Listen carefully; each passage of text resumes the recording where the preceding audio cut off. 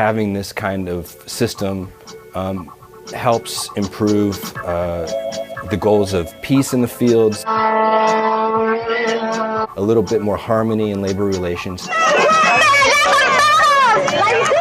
have an orderly way for a union to be recognized. We don't want the union. What is that too hard to get? An orderly way in which workers can decide they don't want to have union representation anymore.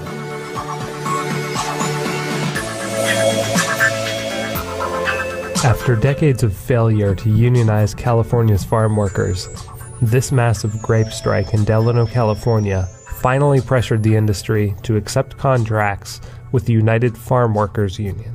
And it was this man, Cesar Chavez, who became the face of the farm workers movement, a revered figure with roads, schools, and even holidays named after him. I'm angry that I live in a world where a man who picks your food can't feed his family. But with time, some things have changed. I never like a company where they have union. I don't see it that I need to pay somebody to explain me my rights. At its peak, the powerful UFW claimed 50,000 dues-paying members. Now, it has fewer than 5,000. Yet even with unionization on the decline, wages and benefits have actually improved. This has led to an unusual situation in the Central Valley, where workers at one farm have banded together to protest not their employer, but the union. In our case, I don't see that we need it because we get the highest pay and our condition of work is the best, I could say. Gerawan Farms is one of the largest tree fruit producers in the country and employs more than 10,000 workers a year. That's more than double the entire membership of the UFW. They also claim to pay more than the industry average and point to county employment statistics to back it up. My name is Dan Gerawan. I'm a co-owner of Gerawan Farming. I grew up in the industry. I haven't missed a season since I was 11 years old. 23 years ago, there was first one election. There was no clear winner, so there was a runoff election, and UFW won that election. We had one bargaining session 20 years ago, and then they disappeared. The union hasn't collected dues or bargained on behalf of Gerawan's workers for more than 2 decades, but still claims it's been the certified representative of the workers this entire time. The contract they demand be implemented immediately requires 3% of wages to be paid as dues to the union and calls on Gerawan to terminate any employee who refuses to pay up. This plan did not sit well with many of the workers. The main problem is in the ALRB office because they're supposed to be neutral with us, and they're not. We can see that they're supporting UFW organization. The ALRB has proven that they do not have the employees' best interests in mind. If they did, then they would allow the employees to choose. Workers from Gerawan Farms came to you with a petition full of signatures asking for a vote administered by ALRB to decertify the union. You rejected that petition. Why did you do that? In this case, we needed to have a majority showing. There were some serious problems with signatures submitted that turned out to be fraudulent. Sylvia and I, we would go before work, middle, lunch. We didn't get our lunch sometimes because we had to collect the signatures, and then after work. So it was constant. We dealt with it constantly. And for them to say it's fake, it's not fair. But Sylvia was determined. She and her daughter collected thousands more signatures and submitted a second petition. This time, ALRB offered a different reason for rejecting them. If employers get involved in telling workers to sign a petition, if employers are instigating, supporting, then what the law says is that this petition really isn't a measure of true worker support. The union has accused Gerawan of unfair labor practices, saying management promoted anti-union petitions and sent out anti-union messages.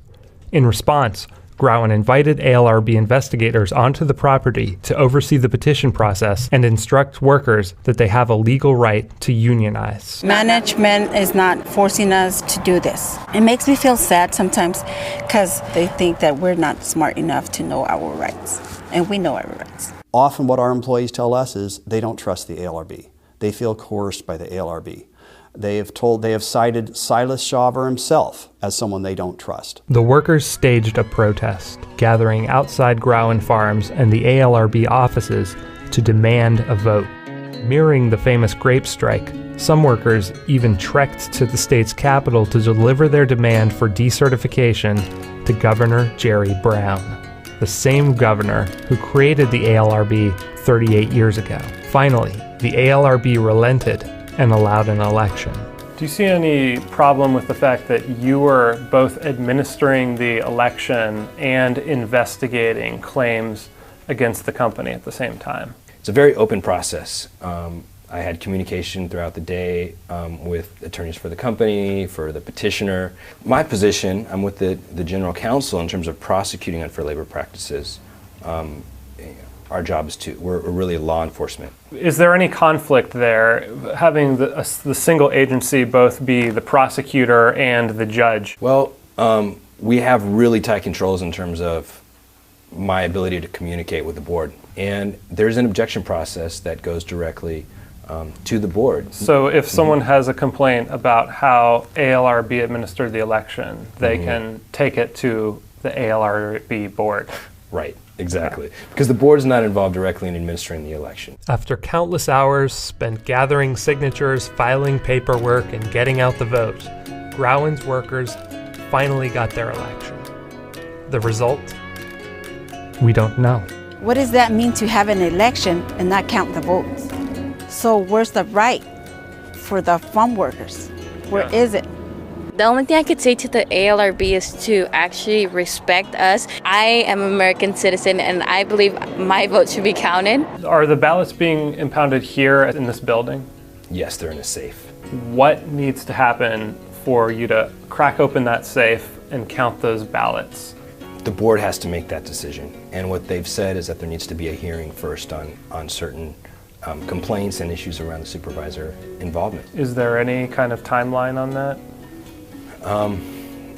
There hasn't been a timeline that's set. As soon as they resolve this situation, it's going to be our environment and work is going to be like before it was.